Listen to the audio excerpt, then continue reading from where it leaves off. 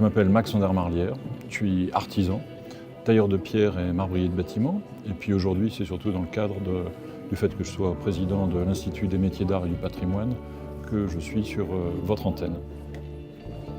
L'Institut des métiers d'art et du patrimoine, c'est un organisme qui regroupe tous les artisans d'art, tous ceux qui veulent bien en faire partie tout au moins, pour les aider à aller plus loin dans l'innovation, dans les techniques, dans le travail en commun, dans la mise en réseau et de telle sorte qu'ils puissent développer leur activité.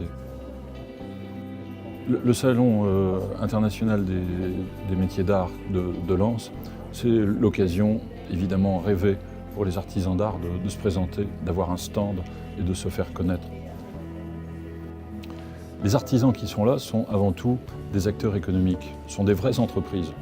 De petite taille pour certains, mais il y en a certains qui occupent 3, 4, voire 5, même plus compagnons, parce que ce sont des entreprises à part entière et qui représentent un secteur d'activité économique assez important.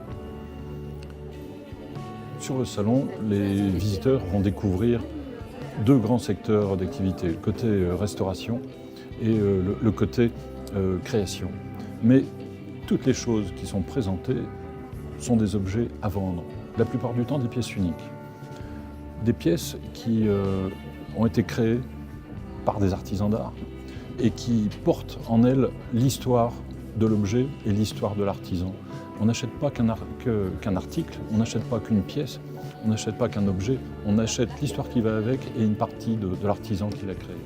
L'avenir de ce salon, à mon avis, ça va encore passer par un accroissement de la qualité, la recherche de nouveaux artisans qui travaillent d'autres matières, qui travaillent d'une autre manière, avec des nouvelles techniques, mais de toute façon, toujours dans la création. Pour participer au salon, eh bien, il faut remplir un dossier relativement simple, quelques photos, un descriptif de l'activité, et ce dossier est ensuite analysé par un jury qui est présidé par la directrice du Louvre Lens, bien sûr.